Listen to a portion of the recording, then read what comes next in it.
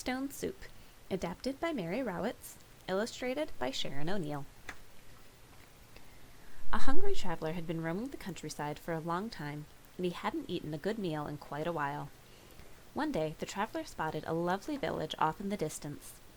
The hungry traveler became very excited and said to himself, "I'm bound to find someone in the village who will share a meal with me." As the traveler hurried to the town, he tripped over a stone in the road.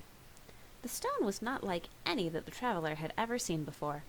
It was perfectly smooth and oval in shape. The traveler looked at the stone carefully and decided he would keep it.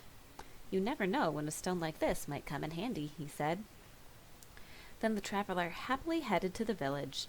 His empty stomach grumbled as he walked. When the traveler arrived in the village, things did not go as well as he had hoped. He stopped at a few houses with no luck in finding a meal. No one had any food to share. One house the traveler came to was very quiet. All the doors and windows were closed and the shades were drawn. The traveler began to think that no one was home. Finally, a maid appeared in the doorway.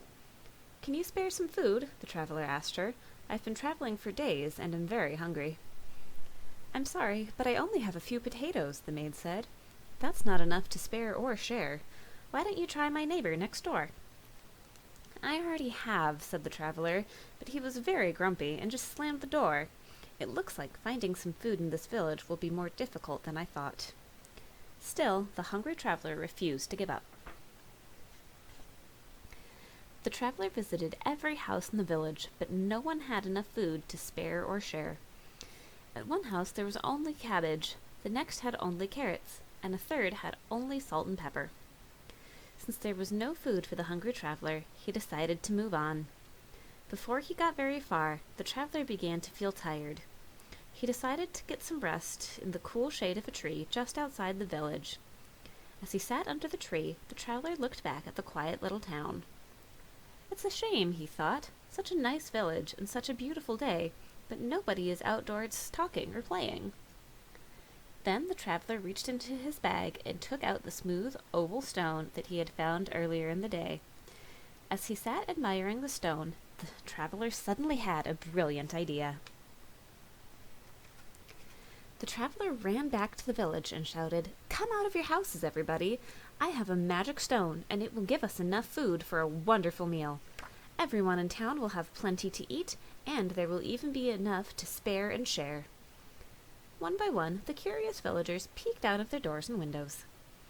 The grumpy villager who slammed the door on the traveler earlier looked out his window and shouted, "What's all the racket about?" "Come help me make a pot of delicious stone soup," said the traveler. The maid stepped out of her house as two excited children ran up to the traveler. "Is that your stomach I hear growling?" one child asked. "Yes," the other replied. "I am very hungry." "Does anyone have a large soup kettle to get us started?" the traveler asked. "I've got one that you can use," said the big grumpy villager, "but I don't think it will do any good. I don't think your magic stone will really work."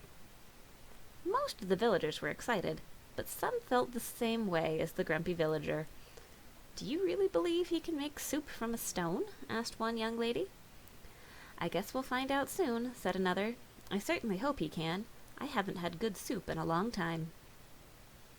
The grumpy villager brought out his large kettle and placed it on a pile of sticks for a fire. "Here you go," he said. "Now let's see if that magic stone of yours can really make enough soup for all of us." "Don't worry," said the traveler. "There will be plenty." The traveler placed the smooth oval stone in the kettle of water and began to stir. After a little while, he tasted the soup. "Not bad," said the traveler, "but I think it could use a little salt and pepper." "I've got some," said one of the young ladies. "I'll run home and get it." "Perhaps the soup would taste even better if I shared my potatoes," the maid suggested. "Yes, that's a great idea," said the traveler. "Why don't you get them, and we'll add them right away." The young lady returned and sprinkled her salt and pepper into the kettle. Then the maid came back and dropped in her potatoes. Once again, the traveler stirred the soup. When he tasted it for the second time, all the villagers watched him with anticipation. "This is very good, but It would taste even better with some carrots and cabbage, said the traveler. Then a young boy ran home to get some carrots, and a little girl ran home to get her cabbage. By now, everyone was having so much fun they forgot how hungry they were. Even the big grumpy villager was no longer grumpy. "Let's make this meal a party," he shouted.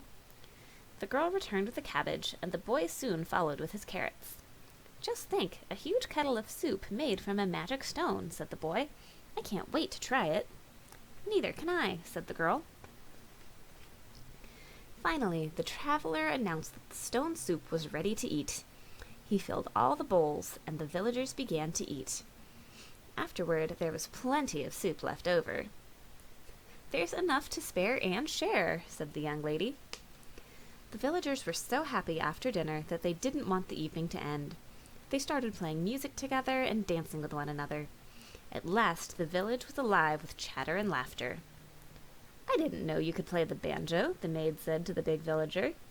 "And I didn't know you could play the washboard," he responded. "I think there was a lot we didn't know until the traveler came along," said the maid. The next morning, the traveler said goodbye to his new friends in the village. It was time for him to leave. "I want you to have this," the traveler said as he handed the smooth oval stone to the villagers. "Now you will always be able to make stone soup together, and you will never be hungry or sad or grumpy again." Each of the villagers hugged the traveler and told him to come back and visit sometime. They were all very grateful and hoped to see the traveler again. As the traveler headed out of the lovely little village, he stumbled over another stone in the road. He picked it up at once and admired its dark, jagged edges. The traveler looked at the stone carefully and finally decided to keep it. "You never know when a stone like this might come in handy," he said to himself as he placed it in his bag. The end.